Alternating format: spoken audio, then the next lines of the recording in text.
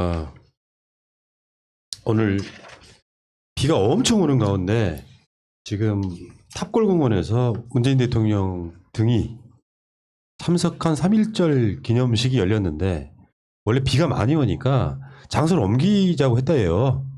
참모들이. 근데 문 대통령이 이게 3.1운동의 발원지에서 하는 게 의미가 있다 해서 했다라고 해요. 참 코로나 시대에 많은 사람 모이지도 못하고 여러분들 기억하실지 모르겠지만 이명박근혜 때 이런 행사하면 어디서 합니까? 세종문화회관 같은 데서 하잖아요. 근데 대통령은 찾아가신단 말이에요. 이런 자리를. 이렇게 탑골공원에 대해서 사실 일반적으로 알려져 있는 인식 자체가 그러니까 어르신들이 주로 이제 모이는 그런 공간이고 특히나 이제 태극기 집회한다는 그분들이 상징적으로 이제 그 활동하는 거점이잖아요. 거기에서 이렇게 3.1절 기념식을 하는 것 자체가 새로운 상징적 의미가 있는 것 같아요. 이게 사실 대통령이 참석하는 행사라고 하게 되면은 옛날에 우리 어렸을 때 막 동원되고 그랬었잖아요. 막 가서 꽃을 들고 실제로 그랬었는데 이 대통령이 참석한 3.1절 행사인데 50여 명밖에 참석을 안 하고 사회적 거리두기 다 준수하면서 하고 있다라는 모습이 우리는 지켜봐야 될 부분이라고 생각을 하고요. 그런데 여기서 정말 생각이 드는 건 그 태극기를 보면서 저도 느꼈는데 오늘 그런 뉴스들이 많이 나오더라고요. 태극기가 무서워요, 솔직히. 그러니까 광화문을 우리가 찾아와야 된다. 태극기를 찾아와야 된다. 이런 얘기들 많이 하잖아요. 오늘 뉴스 보도들 보니까 태극기 판매량이 국산 태극기 판매량이 엄청 줄었다는 거죠. 왜 그러니까 어린이들이 집에 다 그런 거야. 지금 같은 게 원래 이렇게 막 앞에다 걸어놓고 해야 되잖아요. 그런데 태극기를 들고 있거나 걸어놓게 되면 저 집은 극우집이다라고 찍힌다는 거야. 잠깐만. 우리 방송도 그런 상황이네요, 지금. 화면에. 우리 걸었어? 잠깐만. 저기 있구나. 국민 여러분, 우리는 태극기 모독 부대가 아니에요. 갑자기 등골이 잘해지는데? 저기 태극기 있네. 이제 봤네요. 진짜 이 문제 때문에 태극기 정말 우리가 찾아와야 되는데 그 태극기 집회 하는 사람들이 가지고 다니는 태극기가 뭔지 여러분 아시죠? 중국산 태극기예요. 500원짜리. 태극기 집회를 하는 놈들이 중국 걸 갖다 쓰고 있단 말이죠. 아이, 참. 정말 이건 너무 수준 떨어져가지고. 자, 여러분들은 지금 새날 태극기 부대 방송과 함께하고 계십니다. 자, 어쨌든 실질적으로요, 문재인 대통령이 뭐 저쪽 사람들이야 막 흠집내려고 엄청 이야기를 하는데 다른 걸 떠나서 진짜 이분이 보수라고 하는 게 이런 지점이거든요. 독립운동자들에 대한 예우는 확실하신 분이에요. 독립운동자뿐만 아니라 민주화운동, 다음에 6.25 때 참전하셨던 분들에 대한 예우가 확실한 분이에요. 역대 어떤 정권에서도 하지 못한 일을 하고 있는 것 중에 하나가 최근에 보훈처가 친일 귀속재산 148필지를 우선 매각해가지고 독립유공자를 지원한다고 합니다. 이게 지금 보훈처가 관리하는 친일 귀속재산이 총 855필지라고 합니다. 이게 공시지가로만 421억 원어치인데 이 중에 활용도가 높은 토지 148필지를 선별해가지고 독립유공자분들을 지원한다고 해요. 이렇게 안 한다니까 다른 정권들.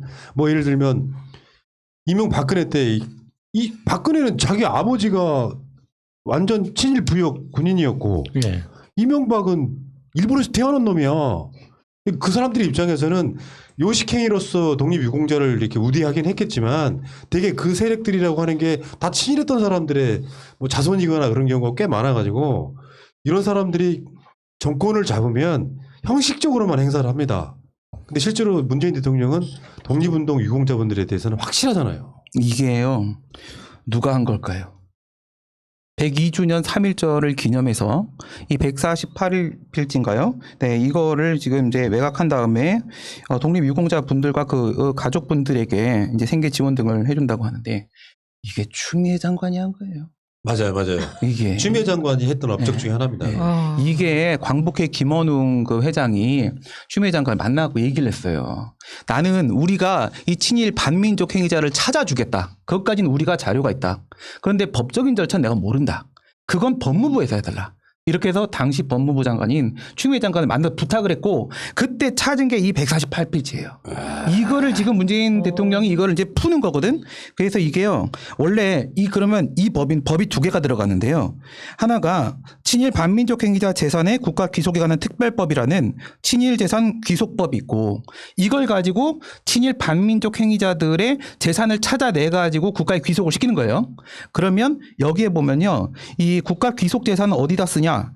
국가 유공자 예우에 관한 법률에 따라 이분들에게 먼저 쓴다라고 돼 있어요. 그래서 국가 유공자 예우에 관한 법률, 국가 유공자법이 있는데 여기서 이제 이분들한테 놔주라고 돼 있는데 그러면 이 법은 누가 만들었을까요? 노무현 대통령이 만든 법이에요. 이런 거야. 갑자기 도올 선생이 그게 말이야. 내가 뭘 좀 발견해가지고. 이게 노무현 문재인 추미애가 한 거야 이게. 그런데 그 같은 날 광화문 광장에서 그 친일 세력이 일장기 들고 태극기 네. 들고 뭐 성조기 들고 이스라엘기까지 들고 나타나가지고 집회하겠다고 지랄들 하시는 거 참 아유 정말 그래도 우리가 운이 참 좋다고 생각했던 게 오늘 아침에 그러니까 3.1절인데 그 집회를 신고했다는 기사가 생각이 났는데 창문을 딱 열어보니까 비가 내리고 있더라고요. 역시 우리나라는 운이 좋아. 하느님이 벌을 내린 거야. 그래서 일기예보를 딱 보니까 오늘 하루 종일 비가 온대요. 오후가 될수록 비가 더 많이 온대요. 역시 우리나라는 되려면 되는 거야 하는 생각이 들었어요. 잘하면요 그 광화문에 천둥번개가 칠 거예요. 수백 발이 칠지도 몰라요. 직경 1m짜리 천둥번개가.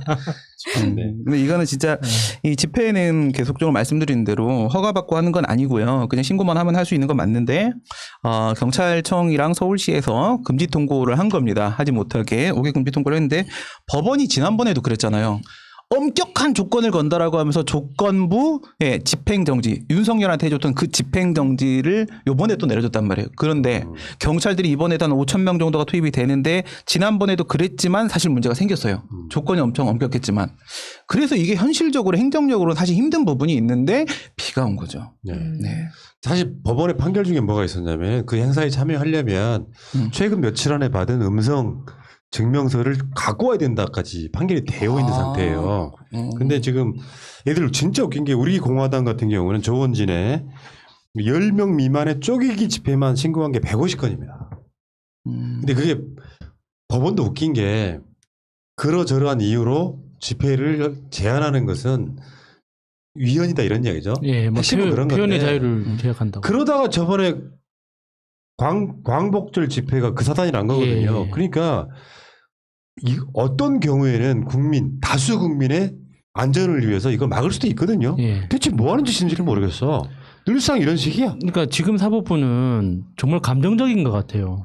그 양승태 구속에 대해서 뭔가 보복을 한다.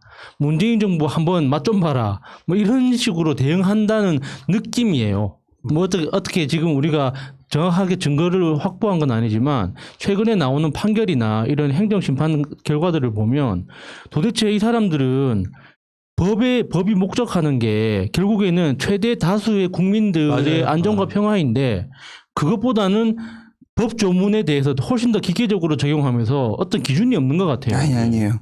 이거는 법조문도 제대로 적용을 못하는 거예요. 그러니까 지난번에 윤석열 그 직무정지나 아니면 징계 처분에 대해서 집행정지 내릴 때도 똑같았어. 이후에 얘가 이렇게 계속 집행정지 안 해주면 제대로 직무수행 못하잖아. 회복하기 어려운 손해가 인정돼. 그거 맞아, 나도 인정한다고요. 이것도 우리가 촛불 집회 했을 때 당시에 박근혜 탄핵 촛불 집회 했을 때도 우리가 이런 방식으로 집회를 했어요. 그런데 그래 지금 집회 못하게 하면 다시 못해. 그 회복하기 어려운 손해 인정되는 건 알아. 그런데 문제는 행정소송법 23조 3항에 보면요. 공공복리에 중대한 영향을 미칠 때는 집행정지를 내줄 수 없다는 규정이 있어요. 그조차도 모르는 거야. 그러니까 판사는 23조 2항밖에 몰라요. 네. 바로 밑에 있는 3항에 국민의 생명과 안전을 위해서 이렇게 형량을 해봤을 때 아무리 집회의 자유, 표현의 자유가 중요하다 하더라도 생명과 안전에 위협을 줄 수 있을 때는 집행정지 안 내주는 게 맞거든요. 그래서 제가 계속 검사나 판사들 암기해서 붙은 애들이라고 내가 가르친 애들이잖아. 진짜 무식한 애들이라고 얘기하는 거예요.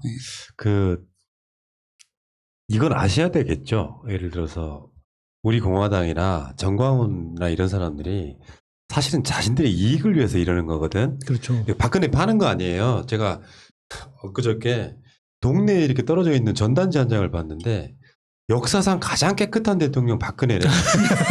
거기 쓰여 있어 앞에 네. 인쇄가 돼 있어서. 그 변기를 그렇게 깨끗하게 관리했으니까 깨끗하겠지. 내가 그 말 하려고 했거든. 굉장히 깨끗하신 분 맞아요. 굉장히 청결하신 분, 자기 청결은 유지했다고 네. 보는데 이 사람을 팔아가지고 자신들이 이득을 얻는 거예요. 지금 그쪽이 그 뭐 이 행사를 온라인으로 다소 진행할 거라고 하는데 얘네들 그 인터뷰가 그렇더라고. 자신들 우파 방송은 모든 행사를 다 온라인 이걸로 하기로 했대. 돈이 되니까 하는 거지 이 새끼들아. 내가 몰라서 그래. 그러니까 여기에 속아가지고 이제 뭐 마치 이 운동을 하면은 박근혜가 복원이나 될 것처럼 뭐 문재인 끌어내리자 말자 해도 상관없는데 내가 지난주 이야기한 것처럼 이럴수록 문재인 정부나 민주당에 도움된다고. 이미 그런 프레임 만들어져 있어. 예. 여기에 찬성하는 사람들은 우리나라 국민 퍼센테이지 1%도 안 돼. 이 사람들 모여서 지지고 볶는 것. 다만 이 행위가 코로나19 확산 등의 계기가 되면요. 저는 법원 자체가 가장 큰 책임을 져야 되고 그렇게 그런 어떤 그 방역 위반 행위를 하는 자들에게 전 중형을 때려야 된다고 생각하는데 그 사법부가 또 그게 가능하겠냐고 막 아니 그 맨날 말이죠. 무혐의 무죄 해가지고 다 풀어주는데 재판을 한들 무슨 소용이 있었냐고요 지금까지. 그러니까 법관 탄핵이 필요한 거예요. 일반 행정 공무원들 같은 경우 있잖아요. 진짜 작은 손해만 그 지자체나 국가에 미쳐도요. 정직 처분 받아요. 그러니까. 그럼 얘네들 탄핵시켜야 되는 거 아닙니까? 판사들. 자, 일단은 광화문 그러니까 뭐 멀지도 않은 곳에 한쪽에서는 대통령이 3.1절 행사를 탑골공원에 사는 거 본 적 있어? 세종문화회관이었지 지금까지 이 행사 자체를. 대통령은 저번에 한번 서대문 그 형무소 그 자리에서 8.15 기념식도 하셨잖아요. 네. 그런 식으로 찾아가는 대통령이 그 자리에 나타나서 50명 모아놓고 코로나 때문에 그런 행사할 수 있다는 것 자체. 탁현민 비서관의 어떤 돋보이는 아이디어도 분명히 있지만 대통령의 뜻이 그런 것 같고 오늘은 비가 오니까 장소를 옮길까요? 했지만 대통령은 하자. 여기서 하는 게 의미가 있다 이렇게 하셨다는 말씀 드리고 여기까지 하겠습니다.